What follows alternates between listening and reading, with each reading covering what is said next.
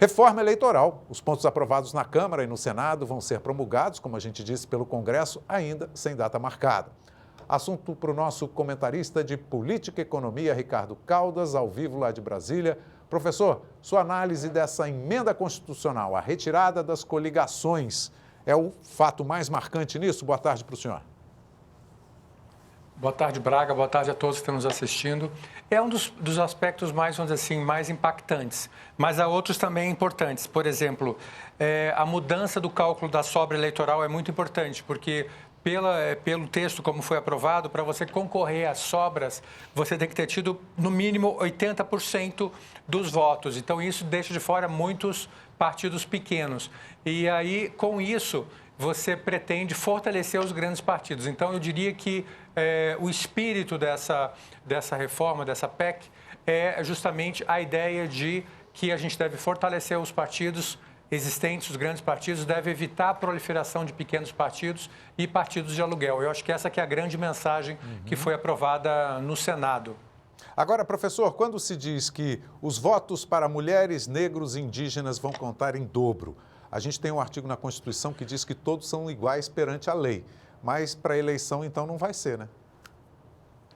Não, veja bem, essa questão é uma questão muito polêmica, né? Quer dizer, ela pode ser judicializada, sim, mas, na verdade, você não está contando votos em dobro, Braga. Na verdade, essa é apenas para cálculo do fundo eleitoral, ou seja, para apoio a campanhas, tá certo? Então, a ideia é estimular campanhas e candidaturas de mulheres e também de afro-brasileiros, né? Então, a ideia é uma ideia positiva, uma discriminação positiva, né, para justamente incentivar. Se fosse realmente o voto, que o voto valesse em dobro, a gente teria um problema sério aí com a Constituição. Mas como é simplesmente para cálculo de fundo e de valores e verbas de campanha, então não deve ter tanta judicialização assim. Agora, professor, como o senhor é professor, vou abusar do senhor. Muita gente pergunta, a gente fala muito, as coligações, não sei o quê. O que é, didaticamente e rapidamente, por favor, o que é uma coligação? Como é que funciona isso?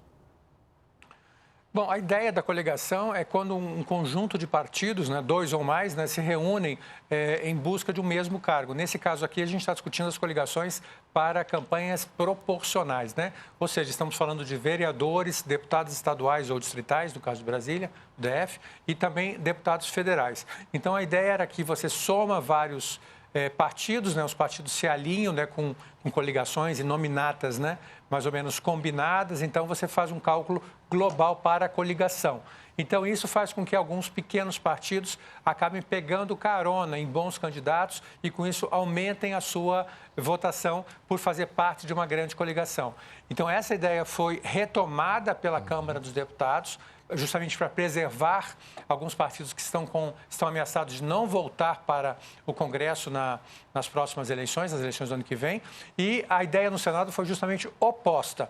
Nós temos que fortalecer os partidos e não estimular a fragmentação. Então, a visão no Senado é que a coligação, ao você permitir que um pequeno partido sem densidade eleitoral se coligue com um partido tradicional, você está dando uma sobrevida a esse pequeno partido, apesar dele não ter uma representatividade junto ao eleitorado. Por isso que o Senado retirou esse ponto, entre outros, né, do projeto que voltou da Câmara. Então, o Senado deu uma desidratada no projeto da Câmara. Okay. Como começou no Senado, não tem mais volta à Câmara. Legal. Professor, obrigado pela aula.